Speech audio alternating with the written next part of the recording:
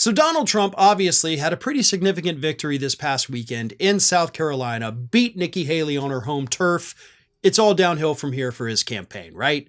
He's got nothing else to worry about. Even before that, technically, he had nothing to worry about because Nikki Haley was never, according to the polls, a legitimate threat. Trump is on pace to definitely be the Republican nominee. Now, having said that, things are actually going very badly for him. I know that's weird to say because he's won every primary so far, but he is not a winner.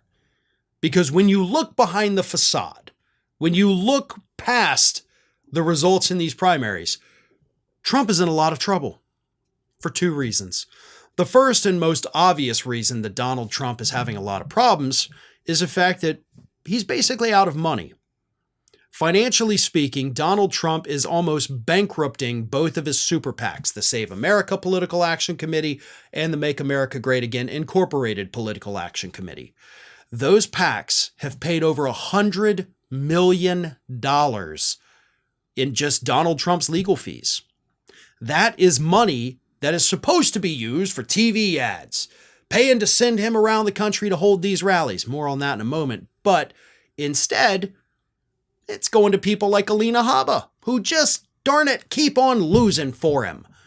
All of Trump's lawyers continue to lose for him, and he is paying them millions and millions of dollars, but not out of his pocket. No, that's coming out of the pockets of his small dollar donors, who, according to recent reports, are tapped out.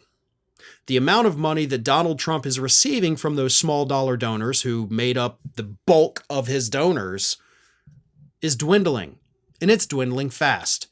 His campaign is now burning through cash faster than they can bring it in each month, which means, according to estimates, by the beginning of July, both of his super PACs are projected to be zeroed out. No money. He's not going to get any help from the RNC, even if he takes it over, because they only got $8 million on hand. They're having the same kind of donor problems that Trump himself is having. So there's no money for Republicans to go around. His second problem, and this is a bigger one, and this is one that few people have been paying attention to, but this is something that, by the way, has actually been going on for a couple years. Trump's biggest problem, and this is weird to say even with him winning, but his biggest problem is a lack of enthusiasm.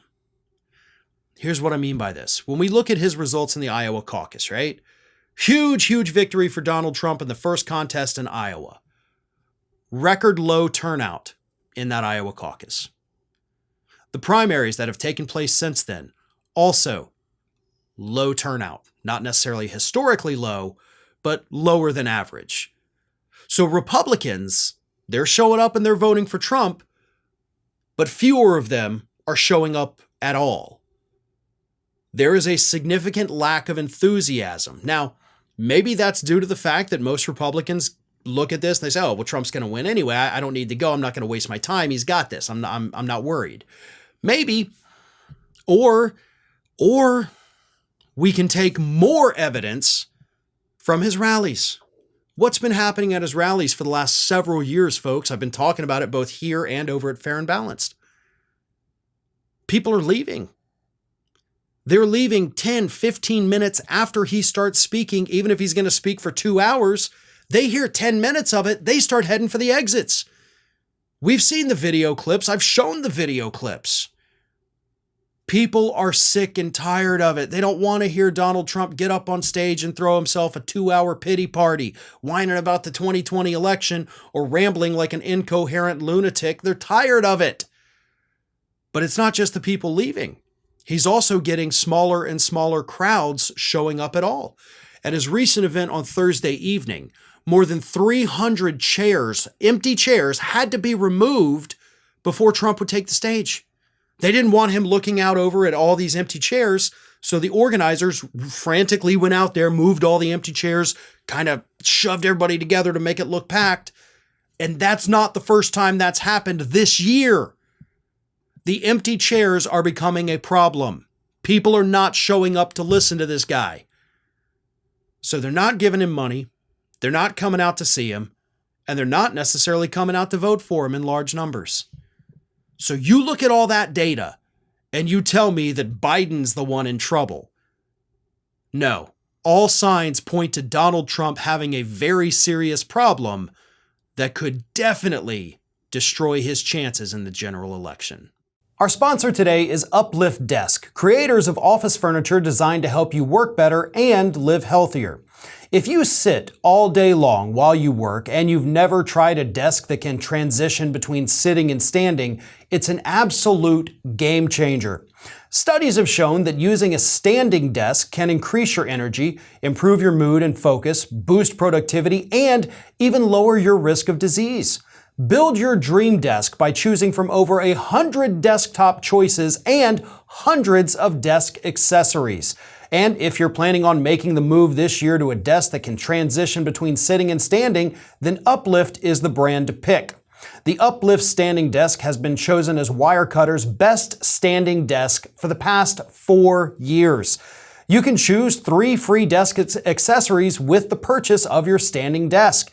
And Uplift is more than just standing desks. They offer many other office furniture solutions, including conference and training tables, lounge furniture, office storage, acoustics, and seating.